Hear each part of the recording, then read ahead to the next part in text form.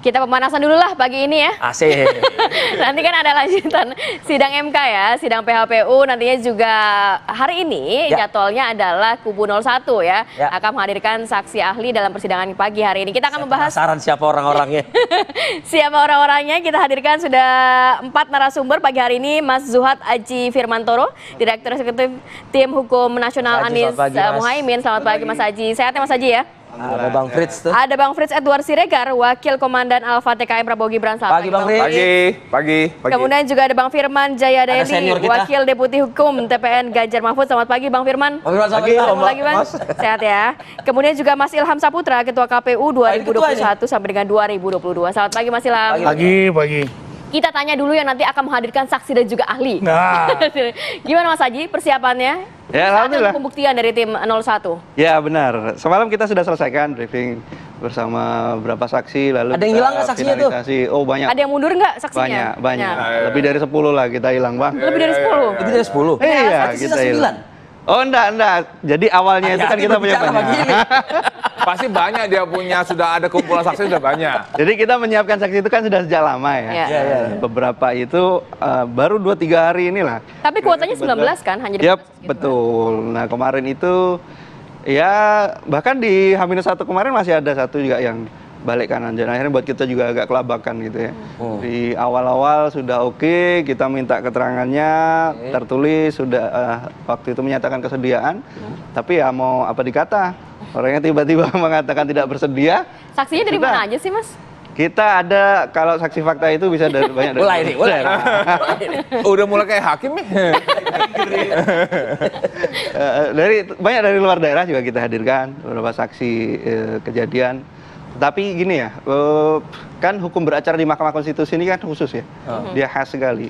PMK 4 itu dia menjelaskan bahwa saksi itu secara tegas itu malah tidak ditulis sebagai saksi orang yang melihat, menyaksikan, mendengarkan, bukan begitu kan dia. Tapi ya dia yang diberi mandat, ditugasi oleh peserta atau paslon. Lalu juga dia yang memperoleh penunjukan langsung gitu. Nah baru yang ketiganya saksi lainnya.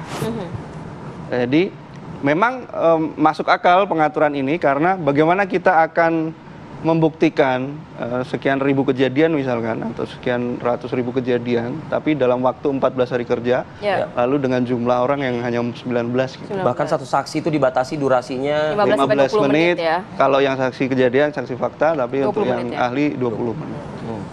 Nah makanya kita banyak menghadirkan ahli hari ini. Ahli apa aja tuh? Siapa aja? Jadi ada ahli ekonomi, ada ahli hukum administrasi, ada juga ahli hukum pemilu juga. Nanti ada kejutan Bang Frits, seniornya mungkin berkenan. Udah.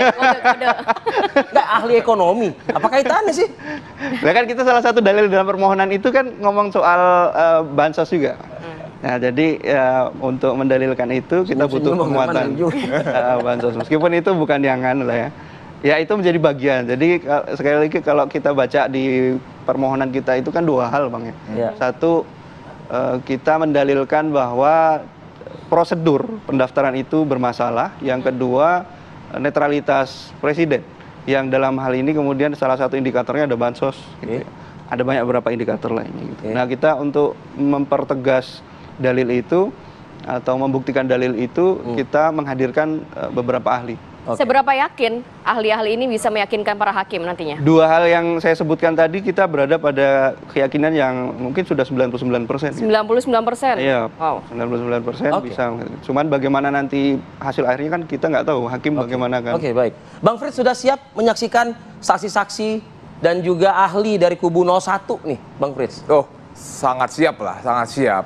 Kenapa sangat siap kan karena sebagaimana layaknya sebuah proses ya, siapa yang mendalilkan dia harus bisa membuktikan, itu kan satu, ya kan? Jadi kami tentu saja sangat menunggu ini saksi yang diajukan oleh paslon 1 dan paslon 3 itu seperti apa.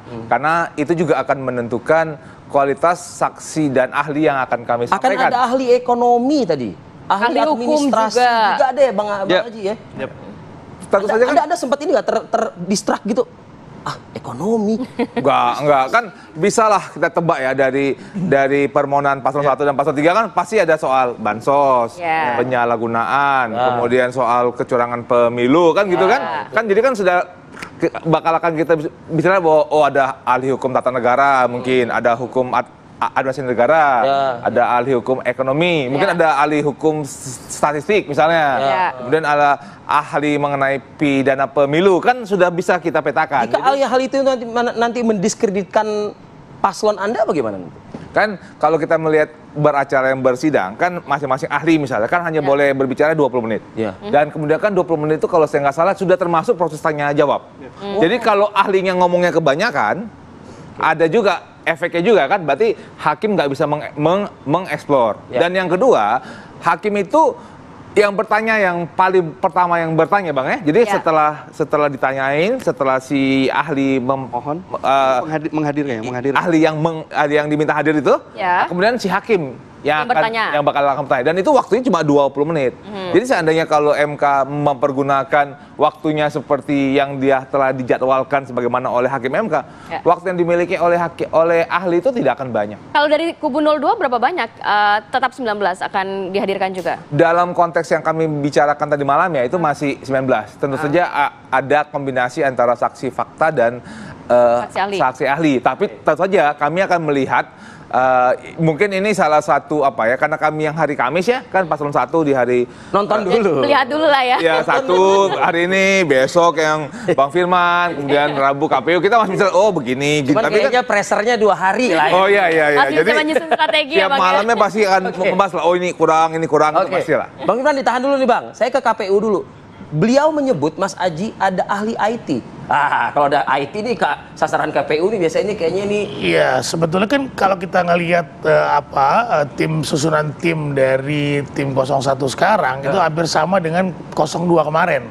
Iya kan gitu ya. 02 periode 2019 yang menyoal soal situng. Nah, itu kan juga mendatangkan ahli IT.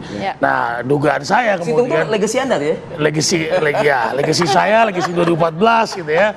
Dan itu kalau kita ngelihat gaya atau stylenya Mas Bambang Wijayanto, nanti dia akan eksplor secara detail terkait dengan kesalahan-kesalahan apa saja yang kemungkinan nanti akan dieksplor tentang apa sih kesalahan-kesalahan dari si rekap, gitu kan.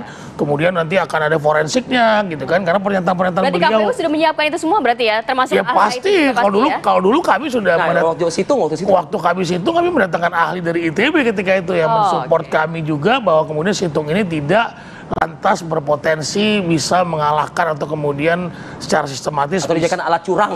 Menjadi alat curang. Nah, jadi nggak terbukti ketika itu karena kami mengkontra juga dengan ahli ITB. Tapi jangan dibaca sama 02, nih 02 datengin IT juga nih.